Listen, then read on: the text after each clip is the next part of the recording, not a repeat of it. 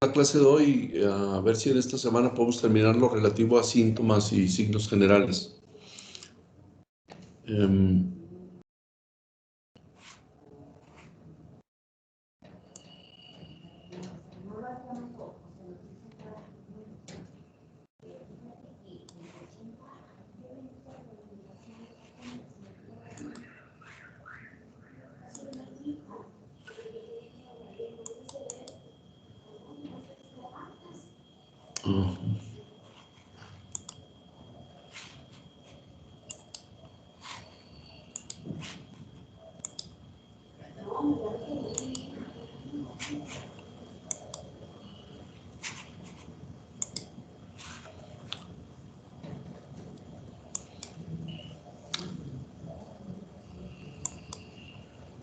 Ya se ve en pantalla, ¿verdad?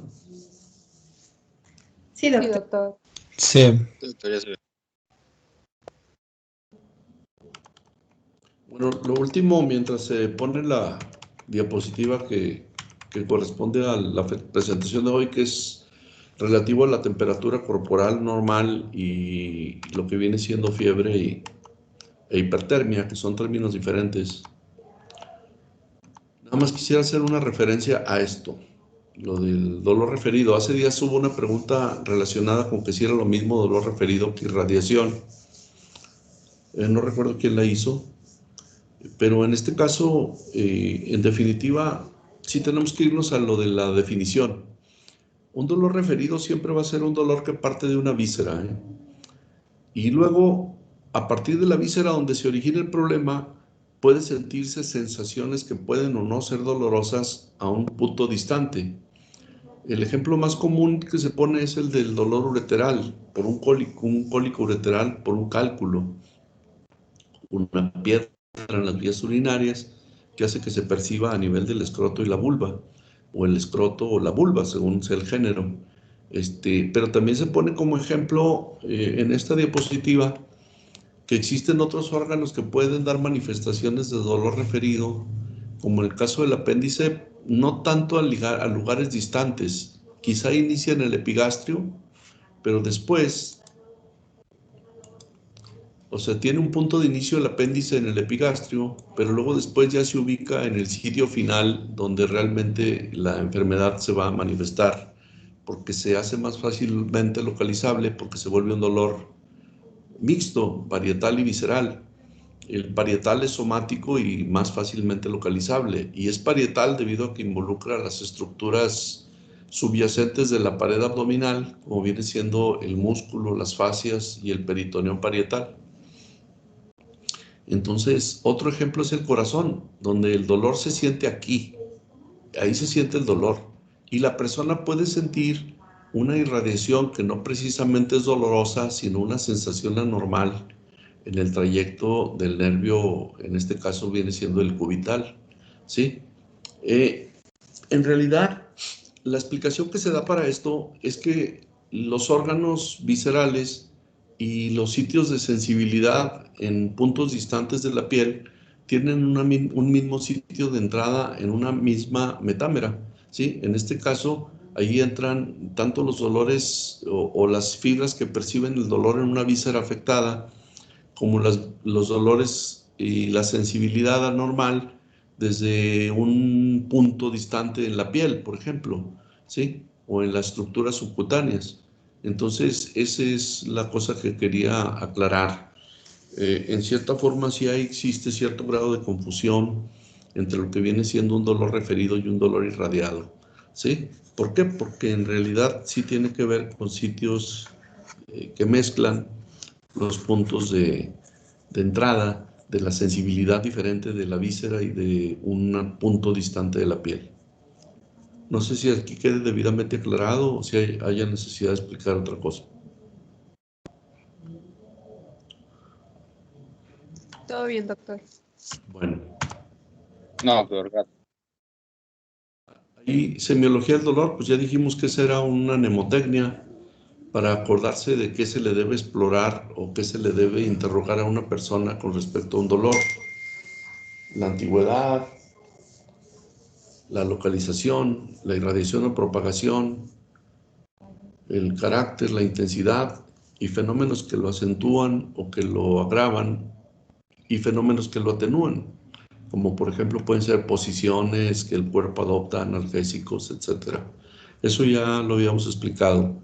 Hacer semiología es hacer un análisis. De hecho, la semiología, digamos que ese es el punto clave de la clínica, un análisis de un dato.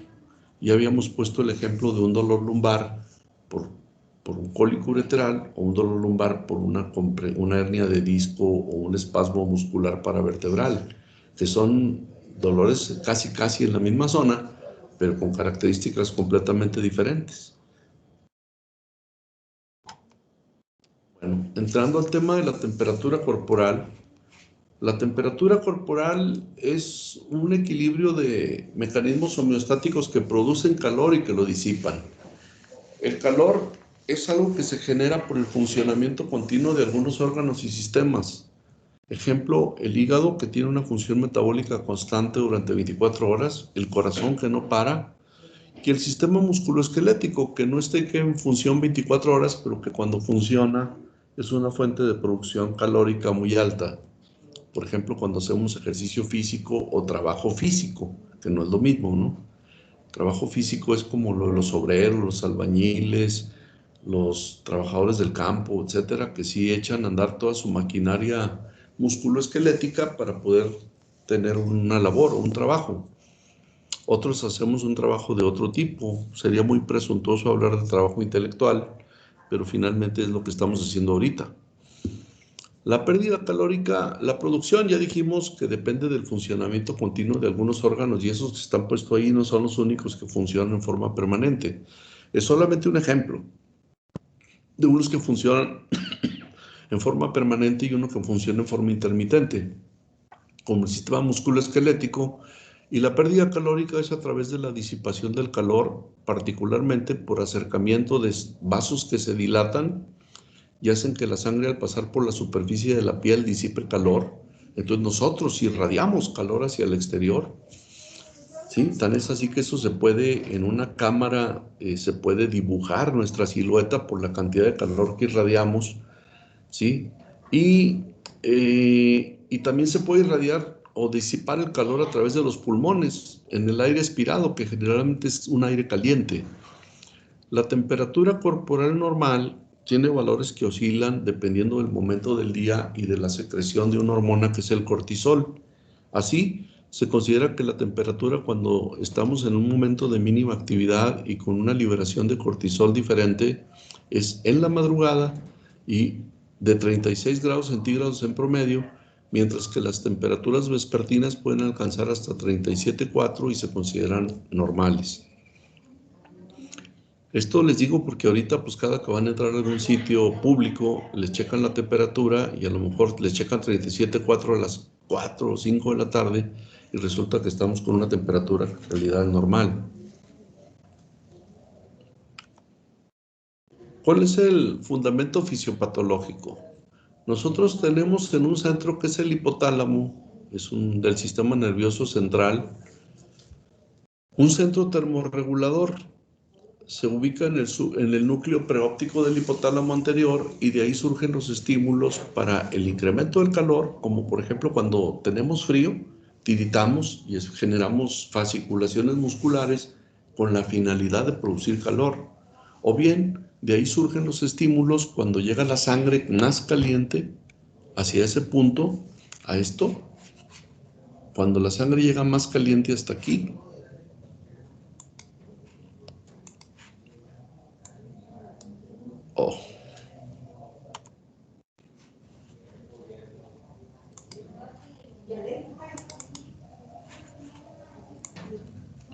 cuando la sangre llega y pasa a través de la circulación más caliente en esta zona, entonces manda órdenes al sistema nervioso autónomo para que se provoque vasodilatación en los puntos más cercanos a la superficie, que son los tejidos subcutáneos y la piel, y entonces por ahí se pierde calor, como lo mencioné en la diapositiva anterior. Aquí está una diapositiva que es muy importante, porque por un lado está todo lo que interviene en la génesis del calor. Por ejemplo, la percepción de la temperatura a nivel hipotalámico a través de los termorreceptores de la piel hace que si nosotros percibimos una temperatura baja, demos órdenes en el hipotálamo de liberación de la hormona que es un precursor, ¿sí?, de la TRH, que es la hormona liberadora de tirotropina, que llega hasta la glándula hipófisis, y la glándula hipófisis le da la orden de producir TSH, hormona que se llama estimulante de la tiroides, y a nivel tiroideo, que es el principal órgano generador de calor, la tiroides en el cuello, se va a producir hormona tiroidea, que viene siendo la triiodotironina o la tetraiodotironina, dependiendo de su número de átomos de yodo, que eso va a producir a su vez un incremento de la actividad metabólica a través de las mitocondrias en todos los tejidos corporales. Entonces, fíjense cómo va el seguimiento, desde la piel donde se percibe la temperatura, hacia el hipotálamo donde le lleva el mensaje de cómo anda la temperatura corporal y cómo se pueden hacer algunas maniobras de incremento de la temperatura. ¿Qué otras respuestas pueden producirse a través de la corteza cerebral y las conexiones con el hipotálamo para generar calor? Pues la musculatura esquelética, como los escalofríos, produciendo movimiento y temblor. Entonces, cuando un músculo se pone en acción, pues genera calor. Y entonces aumenta la temperatura corporal y le va a llegar el mensaje al hipotálamo y entonces ya va a cesar el movimiento voluntario muscular. ¿Sí? A veces el movimiento es voluntario y en otras es involuntario. Por ejemplo, en un paciente con una crisis febril, podríamos decir, ¿y por qué se genera escalofrío si tenemos fiebre? Pues porque también a veces, ¿sí?, las toxinas pueden producir una reacción de esa clase. Para efecto de disipación del calor, nosotros podemos tener la participación de las glándulas sudoríparas que van a hacer que se refresque la piel con la emisión del sudor o haciendo que las arteriolas de la piel se vasodilaten y con eso van a exponer más sangre a la temperatura ambiental y van a disipar calor cuando la temperatura interna está muy aumentada. Van a sacar calor hacia el exterior. ¿Sí?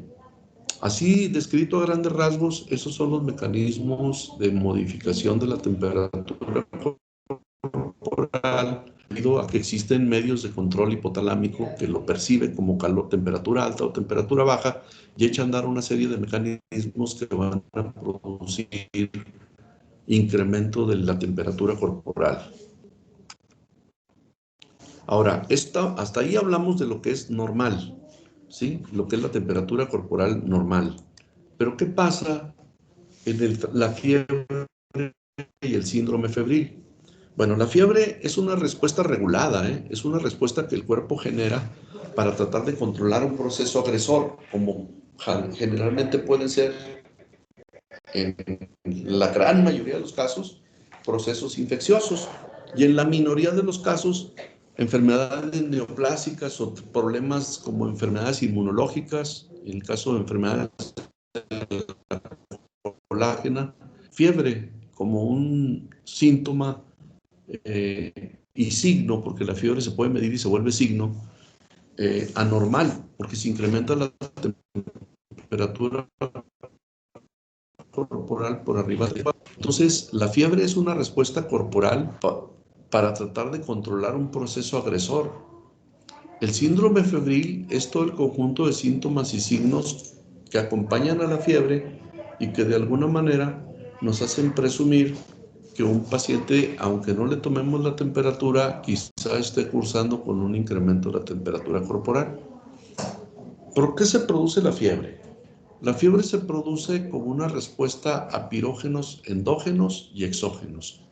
Los pirógenos endógenos más conocidos son factores proinflamatorios como la interleucina 1 y 6, abreviados IL-1 o IL-6, que estas son producidas por monocitos y macrófagos como respuesta a toxinas bacterianas, por ejemplo, generando una reacción de antígeno-anticuerpo a nivel del centro termorregulador del hipotálamo y van a provocar una acción mediada por un mediador químico que es el ácido araquidónico, que es un precursor de las prostaglandinas, y con ello se genera la fiebre.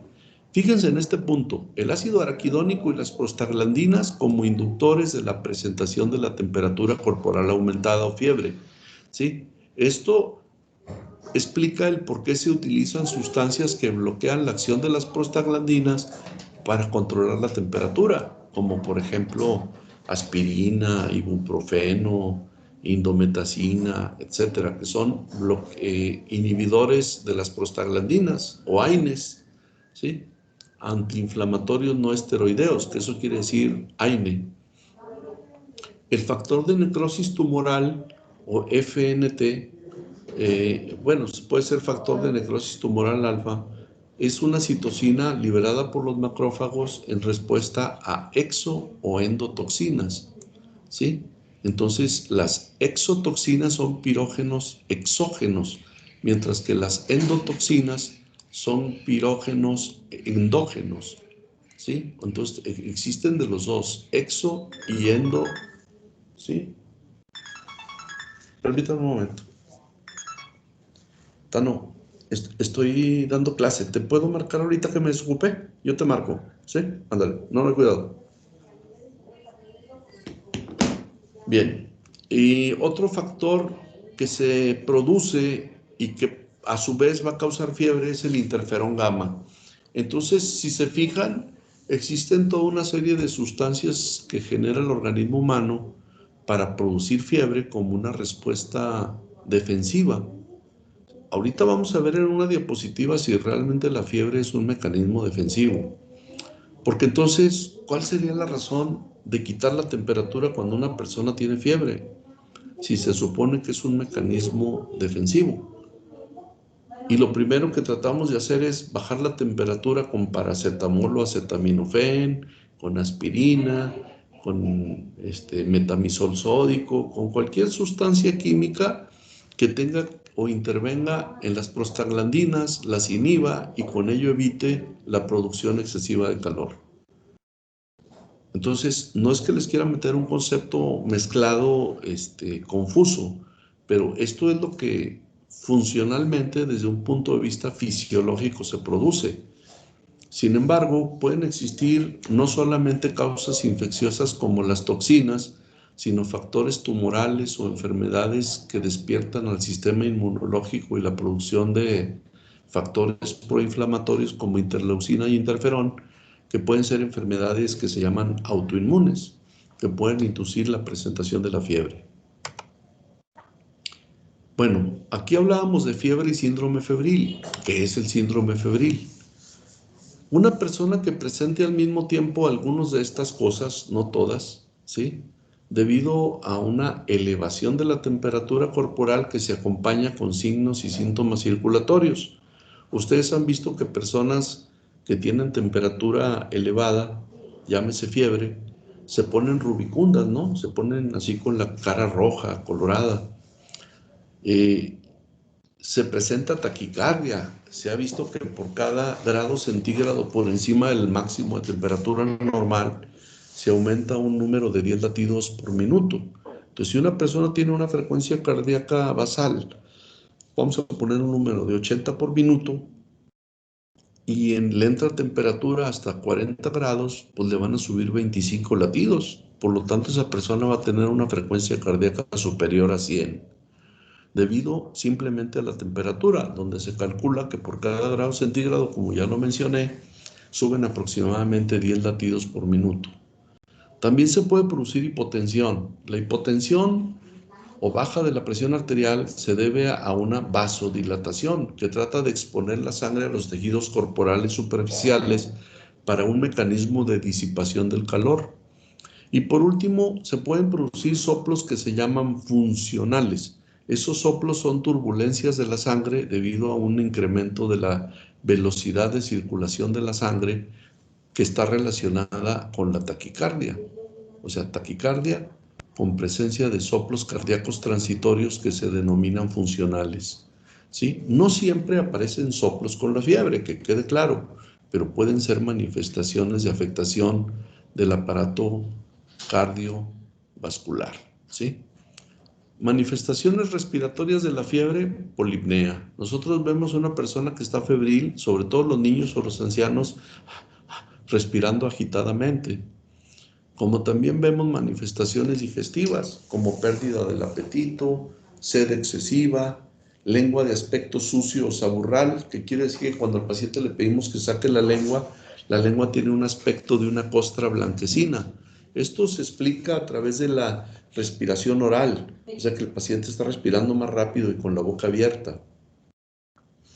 En el sistema nervioso se producen astenia, que es la pérdida de la fuerza para las actividades normales, pérdida del apetito, que eso ahí tiene mucho que ver el factor de necrosis tumoral o la interleucina, la cefalea, que también es por un proceso de vasodilatación de los vasos de la superficie epicraneana, sudación, que es por activación del sistema nervioso simpático, quebrantamiento y escalofríos, que eso es porque desde la corteza cerebral se mandan órdenes de contracciones musculares voluntarias. En algunos casos, el sistema nervioso también participa provocando delirio. Esto es muy común en los viejitos y de hecho se considera un criterio de gravedad. Cuando un ancianito tiene una fiebre muy marcada, empieza a ver cosas que no existen, a llamarle a personas que ya no están, o a tener dos situaciones extremas. Una que se llama delirio hipoactivo, en la que el paciente se queda tirado en cama, o un delirio hiperactivo, en la que el paciente trata de salirse de la cama, no obedece órdenes, se pone alterado y manotea y desconoce a las personas. Hay edades de la vida en las que las convulsiones pueden ser causadas por la fiebre. Ejemplo, en los extremos de la vida, como son los niños particularmente y más raramente los viejitos. ¿Sí? Y por último, la aparición de una enfermedad infecciosa oportunista en los virus por nervios periféricos, que es la presencia de un herpes labial. ¿Sí? Aquí es por una invasión de los virus neurotropos que afectan a los nervios superficiales de la unión mucocutánea en los labios. Y a nivel del sistema musculoesquelético, el síndrome febril puede producir dolores musculares y articulares, y las contracciones que vienen por orden del sistema nervioso, que vienen siendo los escalofríos, ¿sí? Que están muy ligados con el sistema musculoesquelético. ¿Hasta aquí se comprende? Sí, doctor. Bueno, aquí viene una diapositiva que es controversial, ¿verdad? Por lo tanto, si la fiebre causa tantas alteraciones, se considera que nos defiende o nos fastidia, ¿no? Porque está demostrado que gracias a la fiebre pueden aparecer situaciones que no son deseables, como por ejemplo en los niños hay asociación de la fiebre con convulsiones, como ya lo mencioné antes. En los adultos mayores hay trastornos sensoriales, desubicación, desorientación o delirio, con alucinaciones y con alteraciones de la conducta. Y en los ancianos pueden aparecer arritmias, hipotensión, isquemia coronaria e insuficiencia cardíaca como consecuencias del hiperflujo que se produce debido a la temperatura alta. Entonces, la fiebre puede provocar todas estas alteraciones. Por lo tanto, ¿es realmente un mecanismo natural útil? O yo pienso que sí se debe controlar la fiebre para que no se cause nada de esto, pero que de preferencia la fiebre se ataque sobre todo cuando ya se tiene una presunción de diagnóstico, cuando pensamos que existe la posibilidad de una enfermedad como el agente causal de la temperatura corporal aumentada.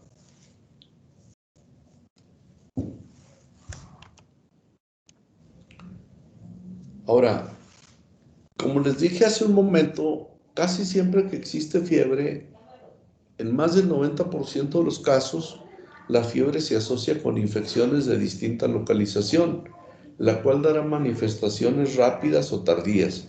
A ver, por ejemplo, un paciente que tiene hepatitis puede tener fiebre y una enfermedad que parece catarro durante 3 o 4 días, antes de que aparezca la ictericia o de que aparezca el dolor a nivel del cuadrante superior derecho del abdomen debido a la distensión de la cápsula de Gleason. por crecimiento transitorio del hígado, ¿sí? Pero a veces hay manifestaciones febriles por infecciones gastrointestinales que son más comunes, como los vómitos, la diarrea, que son manifestaciones de una afección aguda gastrointestinal.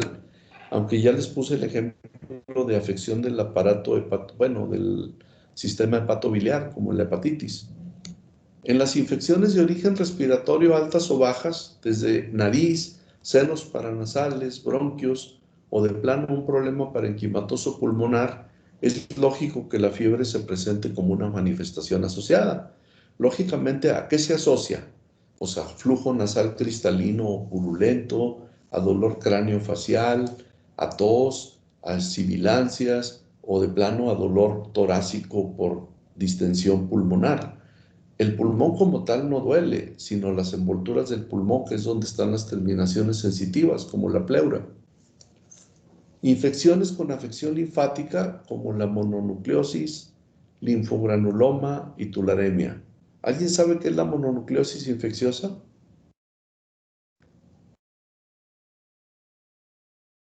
¿Y qué otro nombre le dan a la misma? Es la enfermedad del beso. Eso le llaman la enfermedad del beso, ¿verdad? Que tiene manifestaciones que confunden, porque al mismo tiempo se puede presentar en un paciente fiebre con dolor faríngeo, incluso con algunas alteraciones en placa a nivel de las amígdalas que se confunde con una faringitis bacteriana. Pero el paciente que tiene mononucleosis también va a tener adenopatías o crecimientos ganglionares, va a tener reacción hepática con inflamación hepática transitoria, puede tener ictericia, y lógicamente que es una enfermedad más compleja que una simple infección bacteriana del aparato respiratorio. Hay infecciones por afección del sistema nervioso central, las denominadas neuroinfecciones, como es el caso de las meningitis, las meningoencefalitis, que es difícil que una meningitis se presente sola. Generalmente cuando existe meningitis hay también encefalitis asociada por vecindad. Y algunas enfermedades que por ventura ya no son tan comunes, como la polio, la rabia o el tétanos, debido a que existen formas de vacunación en edad infantil que han reducido la presentación de estas enfermedades. Ya es rarísimo que nos toque ver a un paciente en esta etapa de la vida con polio, pero sí podemos ver secuelas de polio en personas pues, mucho mayores o que en algún momento de su vida no fueron vacunados, ¿verdad? Ya es raro. No se diga rabia y tétanos, que antes sí se presentaban con mucha facilidad, pero que ahora realmente no ocurren debido a que existen esquemas de vacunación en la edad infantil que las previenen. Y también vacunaciones en la edad adulta para personas susceptibles, como obreros que trabajan con metales y demás, ¿no? Obreros de la construcción, que debieran estar vacunados cada 2 años para el tétanos. Lo mismo fiebres exantemáticas o eruptivas maculopapulares, que son de preferencia presentables en la edad infantil, como el caso del sarampión, la rubiola y la quinta enfermedad, que estas son enfermedades exantemáticas de la edad infantil. En cambio, el dengue y la rickettsiosis se pueden presentar a cualquier edad. Acuérdense que el dengue es una enfermedad que antes era de las costas y ya tiene muchos años que se presenta también en nuestra región, la transmitida por un mosco, que es un vector que transmite el virus. Y la rickettsiosis, pues son producidas por parásitos ectópicos como las garrapatas, las chinches, etcétera, y que pueden provocar en un paciente fiebres eruptivas. Lógicamente que para pensar en ello, pues generalmente son personas de muy bajo nivel socioeconómico, que tienen convivencia con animales, lo cual nosotros detectamos desde la historia clínica, o que el animalito doméstico duerme en la misma habitación, que es a la vez sala, cocina, comedor, sala de TV, como en una casa de lujo, pero una persona pobre, ¿verdad? Que en un solo lugar tiene todo, cocina y demás. Entonces, no se diga con ciertas personas que tienen exposición profesional, como ordeñadores, personas que viven en establos, etc. Existen también fiebres ligadas con una erupción eritematosa difusa. Ejemplo, la escarlatina, que es producida por el Streptococcus pyogenes, El choque tóxico, que esa es una enfermedad que se complica a partir de una enfermedad infecciosa localizada, y la erisipela, que también es producida por una variante de estreptococo, ¿sí? Doctor, Lo mismo existen fiebres con erupciones vesiculares como la varicela o como el herpes labial, son erupciones de tipo vesicular. Aunque dijimos que en la varicela se encontraban 3 tipos de lesiones al mismo tiempo, que son maculopápulas como una lesión, vesículas como segunda lesión y costras por rascado como tercera lesión. Y fiebres con erupciones purpúricas, como algunas meningitis por meningococo, pueden provocar aparición de petequias. Que dijimos que, ¿qué eran las petequias? Puntitos rojos en la piel. Eran puntitos milimétricos rojos en la piel que son provocados por lesiones vasculares debido a la presencia de toxinas o una bacteria. ¿Sí? Bueno, también existen petequias por púrpura trombocitopénica, como ahí viene marcado. ¿Sí? Pero a veces la púrpura es secundaria a una enfermedad infecciosa. Es diferente a la púrpura provocada por meningitis por meningococo. Y la gonocoxia, que ya no se ve tanto, que es una enfermedad de transmisión sexual por Neisseria gonorrhoeae, ¿sí? Y luego también hay infecciones con afección predominantemente articular, como el reumatismo poliarticular agudo, artritis bacterianas, micóticas virales o por tuberculosis.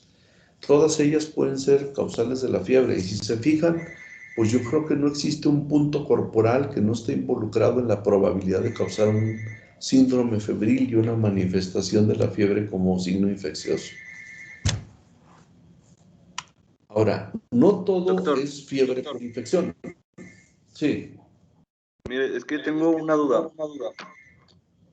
Me preguntaba si, por ejemplo, me llega un paciente que trae un cuadro aparentemente de resfriado con fiebre y todos los síntomas característicos, pero en realidad trae un problema como de pancreatitis o no sé. Y yo le doy analgésicos. En realidad darle analgésicos sería, por ejemplo, bueno para quitarle el dolor y la fiebre, pero en realidad pienso yo que empeoraría el problema porque el paciente ya tampoco me daría signos o síntomas para orientarme en un mejor diagnóstico. Entonces no sé si eso lo empeora, qué tan fiable sería darle eso, un tratamiento paliativo. No sé si entender mi pregunta. Hace rato lo mencioné, que de preferencia dar tratamiento para la fiebre debiera estar relacionado con cuando ya tenemos una presunción diagnóstica. Ahora, pues no sería la forma más común de ejemplo el hecho de que empiece como un síndrome tipo catarral, ¿sí? Y que luego se desarrolle una pancreatitis, aunque sea pancreatitis primarias por virus, pancreatitis agudas por virus, sobre todo relacionadas con algunos virus como el de la parotiditis o paperas, ¿sí? Si hay pancreatitis y orquitis, puede presentarse en un paciente que tenga paperas, pero causa más común cuando llegamos a ver en la propia dosis, están conmigo, pues la causa más común de pancreatitis, por el ejemplo que tú pones, casi siempre es la pancreatitis biliar o la pancreatitis por trastornos de los lípidos. Pero sí, en efecto, muchas enfermedades infecciosas virales son con sintomatología inespecífica de presentación que parece un catarro de inicio. Y luego ya después, pues ahí está, por ejemplo, ahorita el coronavirus, ¿no? La persona lo primero que siente es fiebre, dolor de cabeza, que es parte de los síntomas del sistema nervioso por vasodilatación, que se puede producir como disipación del calor, y siente mialgias y artralgias, y trae temperaturas de 39 grados, y sin embargo hasta ahí no sabes que tiene COVID, hasta que al ratito te empieza el paciente con que tiene falta de percepción de los olores y los sabores, y etcétera, y entonces ahora sí, o tos seca, o dolor torácico, pues ya cada vez se van reuniendo más datos para pensar en una enfermedad que empezó como un síndrome febril, pero que no tiene la etiología identificada. ¿Sí? Sí, voy de acuerdo con lo que tú dices. En muchos de los casos, uno se detiene para dar un medicamento que regule la temperatura porque no sabes exactamente contra qué estás peleando. Pero en realidad, yo quisiera saber quién se detiene ¿O quién va y le pregunta a un doctor antes de haberse tomado algo para control de la temperatura? Generalmente cuando un paciente te llega, ya intentó controlarse la temperatura pensando que lo que tiene es un problema pasajero, ¿sí? Así está pasando ahorita con esta enfermedad pandémica, que la persona ya cuando llega a un consultorio o a una zona de triage, que así se llaman los puestos que pusieron afuera los hospitales, para que el paciente no entre a un área donde pueda diseminar la enfermedad, ahí lo revisa alguien con una protección de vida en su persona para saber si la enfermedad tiene altos grados de sospecha para la enfermedad pandémica, ¿no? Sí, yo creo que la mayor parte de los pacientes ni le preguntan al doctor. Cuando llegan a una consulta médica, perdón,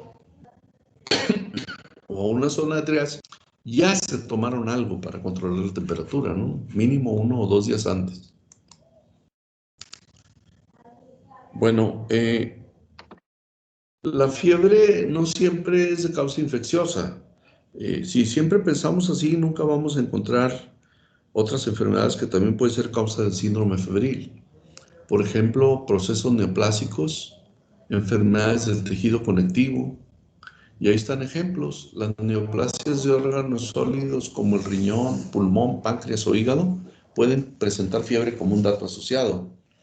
Las enfermedades neoplásicas del sistema hematopoyético o retículo endotelial, como las leucemias o los linfomas, que son enfermedades hematológicas u oncológicas, también pueden provocar fiebre como parte del cortejo de síntomas que se presentan en las mismas. O enfermedades del tejido conjuntivo, que no son neoplásicas, como por ejemplo la fiebre reumática, el lupus eritematoso sistémico, la artritis reumatoide o la arteritis temporal, que es una forma de enfermedad inflamatoria del endotelio en las personas de edad mayor, particularmente en las mujeres mayores. Se puede presentar como una cefalea intensa y como un dolor muy localizado en el área temporal del cráneo. Otras causas diversas pueden ser hemólisis como causa de fiebre. Por ejemplo, una persona que la transfunden y rechaza el grupo sanguíneo, se empiezan a destruir los eritrocitos y puede presentar temperatura corporal elevada.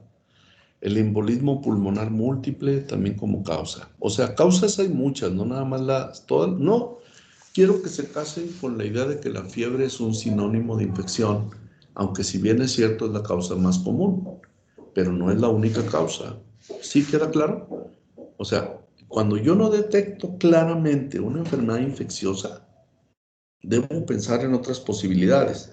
Esto se los digo porque como médico especialista es frecuente que luego nos lleguen pacientes con diagnósticos erróneos no confirmados y que presentaron de inicio fiebre y que los manifestaron, pues es una fiebre infecciosa por salmonela.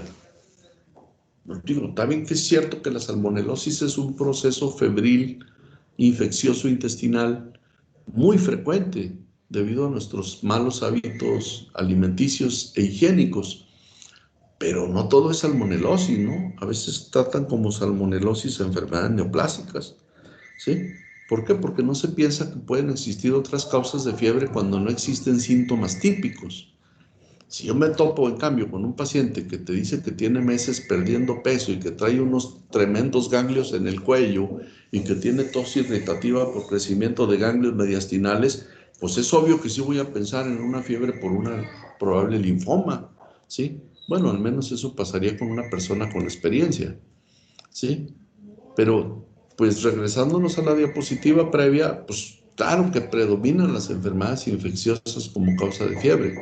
Sin embargo, no todos son infecciones. Hay que pensar también en que existen otras causas no infecciosas.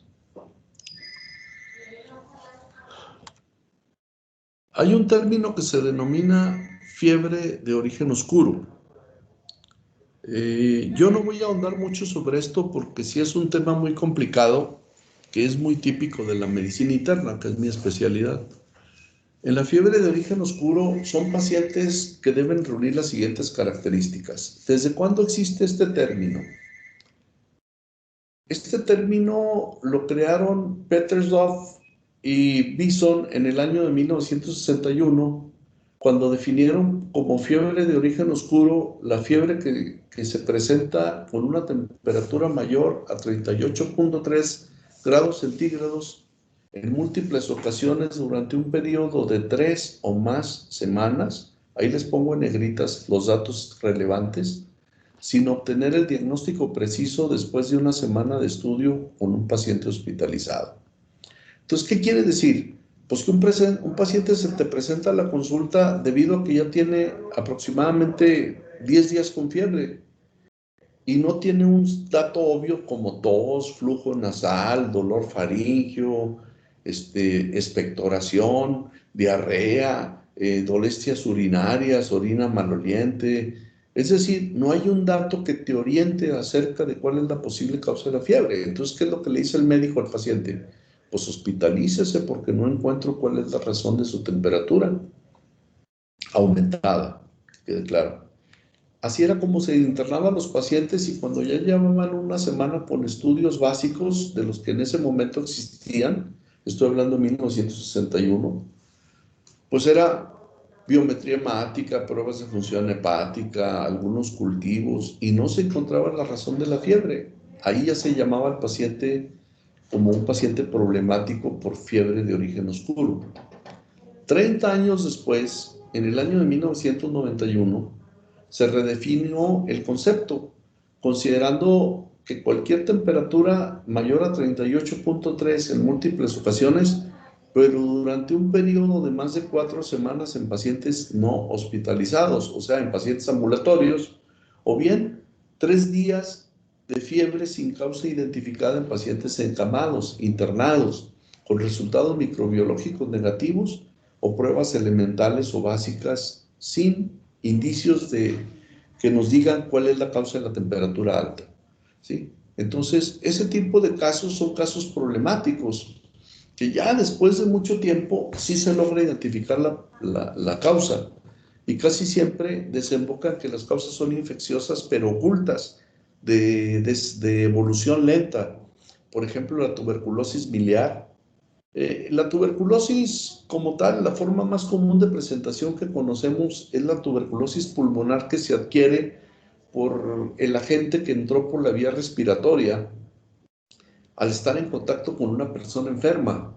La tuberculosis miliar es distinta. La tuberculosis miliar es de diseminación hematógena en una persona con condiciones inmunológicas deficientes, que es una forma más agresiva de tuberculosis, porque da múltiples lesiones milimétricas en los pulmones que nunca dan baciloscopías positivas.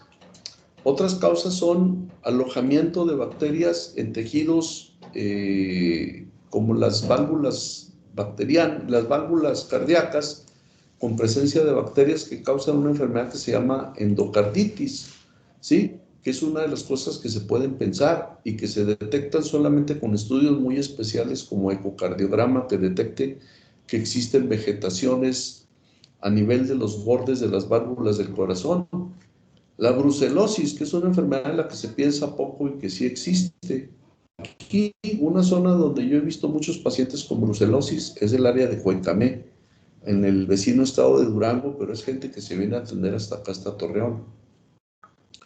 La toxoplasmosis, que puede dar hasta manifestaciones oculares y que puede ser una enfermedad que transmiten como un vector importante en los gatos. Y el citomegalovirus, que es una forma de enfermedad de desarrollo lento por un virus que puede causar que las manifestaciones se vayan agregando poco a poco y que el paciente no tenga un diagnóstico tan rápido, tan oportuno.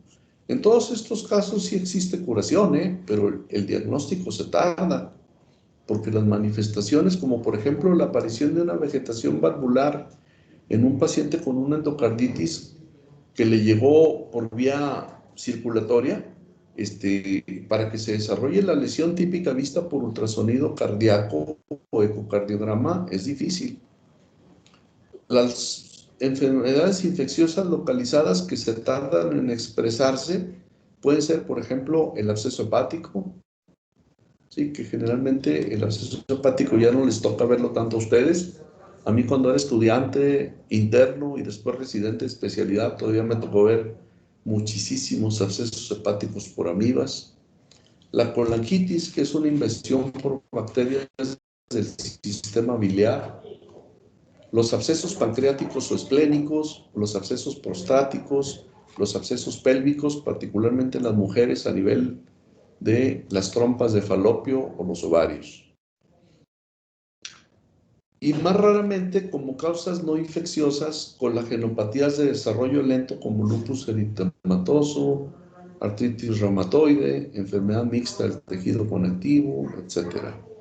Y otras causas son enfermedades también que se presentan lentamente, como enfermedades granulomatosas inflamatorias, como la colitis ulcerativa crónica inespecífica, la enfermedad de Crohn, que tienen como características crisis dolorosas abdominales y a veces malabsorción intestinal. Y no se piensa a veces en estas enfermedades hasta que haces un estudio endoscópico del colon que te demuestra que ahí están. Son diferentes, ¿eh? Una es el CUSI y la otra es la enfermedad de Crohn. El embolismo pulmonar, la fiebre por medicamentos o la fiebre mediterránea, que es una enfermedad de comportamiento metabólico.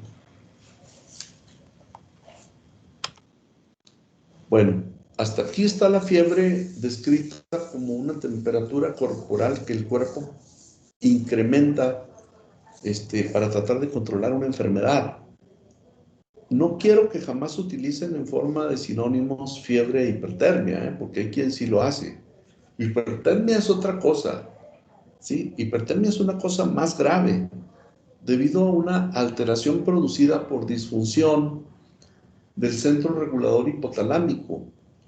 Aquí pueden existir muchas causas, ahorita las voy a exponer. Es un incremento de la producción del calor sin equilibrio, porque el hipotálamo percibe un calor diferente y hace que se produzcan mecanismos de producción de calor, como el tiriteo, los escalofríos, y sin embargo, en lo que debería equilibrar el incremento de la producción del calor, que viene siendo la disipación del calor por vasodilatación subcutánea o la respiración aumentada y sacar calor a través del aliento, no se da. Eso hace que el paciente sufra aumentos de la temperatura corporal por encima del punto de ajuste hipotalámico, que eso es lo que ocurre cuando hay fiebre. Es diferente. Cuando una persona tiene hipertermia, se supera el punto de ajuste del hipotálamo debido a que hay una disipación insuficiente del calor. Este es el punto específico. De tal forma que en esta condición patológica, la terapia más importante para controlar esto es el enfriamiento del cuerpo. O sea, el día que a ustedes les toca un paciente con una enfermedad que aquí es rara, pero que en otros lugares es común, como lo que se llaman golpes de calor, al paciente hay que cubrirlo con mantas frías. A ese que tú le des un medicamento que inhibe a las prostaglandinas, como neomelubrina, ibuprofeno, aspirina, metamizol sódico, no le va a servir absolutamente de nada, debido a que aquí hay un desequilibrio en la balanza, ¿sí? Entre lo que viene siendo el mecanismo de producción de calor, ¿sí? Que está, y en el otro lado de la balanza lo que está súper aumentado es la producción de calor, y lo que está muy deficiente es la disipación del calor. Entonces, eso hace que haya temperaturas hasta de 41 grados centígrados o más, ¿sí? Las causas pueden ser diversas, desde causas orgánicas como una tormenta tiroidea. ¿Eso qué quiere decir? Que un paciente que tiene hipertiroidismo puede tener por estimulación de la glándula tiroides en una cirugía, o porque se desconoce que tiene enfermedad tiroidea y se le agrede físicamente con un proceso quirúrgico, puede tener el paciente una descarga de sustancias productoras de calor sin que exista ningún mecanismo equilibrante de disipación del mismo. Lo mismo pasa en el ejercicio físico sumamente intenso, por ejemplo, un maratonista, ¿sí? O en la isolación de los migrantes que atraviesan los desiertos, o por la utilización de fármacos que inhiben la sudación, como la atropina. Esta atropina se utiliza a veces en los asmáticos y en los enfermos con EPOC para reducir la producción de moco en las vías respiratorias, pero puede provocar una hipertermia. Antes se utilizaban anestésicos que ya no se usan, pero que quedó como una memoria histórica, que inducían un efecto inmunológico que provocaba hipertermia, como un anestésico que se llamaba alotano, que producía una hipertermia maligna, una temperatura por encima de 41 grados, sin una compensación de disipación del calor, y que hacía que el paciente pudiera quedar hasta con daño cerebral. Enfermedades con daño directo al hipotálamo, como enfermedad vascular cerebral, tumores, traumatismos craneoencefálicos y el uso de fármacos neurolépticos que actúan sobre el sistema nervioso, pueden también inducir presentación de hipertermia. Otro término se llama hiperpirexia. En el término de hiperpirexia se denomina con una temperatura de un nivel igual o superior a 41 o 41.5 grados centígrados. En esta se encuentra dentro de los límites máximos de temperatura interna que puede tolerar el cuerpo humano, porque acuérdense que hay personas que viven en lugares donde las temperaturas exteriores pueden ser hasta de 50 grados, pero el cuerpo ahí tiene que echar mano de mecanismos de disipación del calor para no caer en temperaturas que lleguen a ese mismo nivel. Si no, se coagularían todas las proteínas protoplasmáticas o del citoplasma. Esta es una situación grave porque si se prolonga en el tiempo comienza a producirse una desnaturalización de las proteínas, en este caso del citoplasma, ¿sí? Y con ello el órgano más afectado sería el tejido nervioso, que es uno de los órganos más sensibles a los incrementos de la temperatura y no tienen recuperación, ¿sí? Entonces, un paciente que sufre una crisis de esta clase puede llegar a tener secuelas neurológicas graves. Aquí están ejemplos de lo que puede ser causal de una hipertermia, ¿sí? Por ejemplo, aquí están enfermedades tiroideas. Vean cómo está crecida la glándula y produce un bocio. Enfermedades neurológicas como enfermedad vascular cerebral de nivel hipotalámico. Aquí está una tomografía donde se ve un infarto o una hemorragia talámica, ¿sí? Aquí está traumatismos craneoencefálicos que golpetean al hipotálamo indirectamente y pueden provocar descontrol o desequilibrio en el control térmico por daño al hipotálamo. Los maratonistas y los migrantes que atraviesan los desiertos y que pues van, curiosamente, uno se preguntará que la lana aquí nosotros la utilizamos como una prenda que nos cubre del frío. Y sin embargo, ¿por qué los beduinos y la gente que vive en los desiertos de Arabia utiliza la lana como un protector del calor? Pues porque la lana es sumamente favorable por su textura al flujo de aire entre la piel y el exterior. Y entonces una persona que va con ropas que no permiten ese flujo de aire, como muchas ropas sintéticas, como aquí se ve con chaquetas o chamarras, pues acumula más calor corporal y sus mecanismos de disipación de calor, como la sudoración y la eliminación del calor por la vía respiratoria, fallan y entonces sufren los denominados golpes de calor. Y entonces estos son los que padecen hipertermia o hiperpirexia y son los que pues luego mueren en las temperaturas extremas del desierto. Bueno, yo creo que aquí le paramos porque si no esto lo dejaríamos a medias, que es el siguiente tema, de astenia, dinamia y anorexia. ¿Hay alguna pregunta hasta aquí? ¿Sí se entendió la diferencia de fiebre y de hipertermia? Sí, doctor. Sí, doctor. Bueno, que quede claro como concepto que la fiebre es un proceso autorregulado natural, en la que el hipotálamo pretende incrementar la temperatura para defendernos de un agresor interno o externo. ¿Sí se entendió? En cambio, la hipertermia generalmente es fruto de un desequilibrio entre la producción de calor, que supera el límite máximo tolerable a nivel hipotalámico, y falla en los mecanismos de disipación del calor, porque no existe sudación y porque no existe la respuesta respiratoria de eliminación de vapores calientes a través de la expiración. ¿sí? Entonces, este es un proceso francamente patológico y grave que se ve traducido en una alta mortalidad, ¿sí?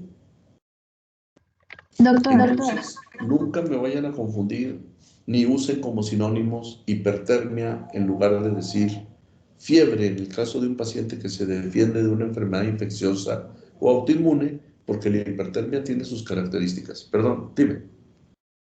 la hiperpirexia solo se caracteriza por temperatura mayor a 41 o 41.5. Sí, así es. Sí, y esta es prácticamente un hecho igualito que la hipertermia. Mucha producción de calor sin mecanismo de disipación del mismo. Acuérdate pues que la temperatura corporal siempre será el equilibrio entre la producción de calor y disipación del calor. Cuando uno de ellos se desequilibra, o se pueden producir hipertermias o hipotermias. También existe hipotermia, ¿no? Sí. Doctor, pero por Gracias. ejemplo en la hiperpirexia, o sea, ahí ¿Sí? sí está funcionando el centro regulador o no. No te entendí, perdón, no te escuché bien. En la hiperpirexia, Sí. sí, o sea, sigue funcionando el centro regulador hipotalámico o también tiene una disfunción. No, hay una disfunción franca hipotalámica. De hecho, eso sí hay quien homologa el término hipertermia con hiperpirexia, ¿sí? Hay quien los hace como similares o iguales. No son propiamente así, sí hay diferencias mínimas, pero en realidad ahí es una disfunción reguladora del centro de control de la temperatura en el hipotálamo, ¿sí? Cosa que no ocurre en la temperatura alta de la fiebre, ¿sí? Ahí el hipotálamo es el que está gobernando las respuestas corporales. Y Bueno, por pues si ejemplo, no hay ¿cuál sería más otra, grave? no te, Ay, a ver, ¿Cuál, sí, cuál sería más grave? O sea, si te llega en un, o sea, un paciente con hipertermia o hiperpirexia, ¿en qué caso sería más grave? no, ambos casos son graves. Sí, es lo que te decía, que son los golpes de calor que nosotros no estamos acostumbrados a ver, porque aquí la temperatura a veces llega a 46 grados centígrados. Pero imagínate, pues tú bebes agua, te pones a la sombra, pero estas gentes que van a nivel del desierto, pues ¿a dónde se ponen, verdad? Pues si no hay ninguna sombrita. Y luego van con ropa inapropiada, etcétera. Entonces, pues lógicamente que es gente muy pobre que por necesidades se va a esto. Aquí es voluntario, el maratonista, por ejemplo, ¿sí? Pero se ve expuesto a un golpe de calor, sobre todo cuando, fíjate, corren a temperaturas extremas y a nivel del mar. Dicen que es más difícil correr un maratón en Mazatlán que aquí en La Laguna, por ejemplo, porque la temperatura y la humedad externa favorecen la disfunción hipotalámica. Sí. Sí, definitivamente es muchísimo más grave toparte con un paciente con hipertermia, pero ya dijimos que aquí la forma de control de la enfermedad es ponerle al paciente enfriamiento externo, ¿no? Cubrirlo con mantas frías porque él no está controlando la disipación del calor.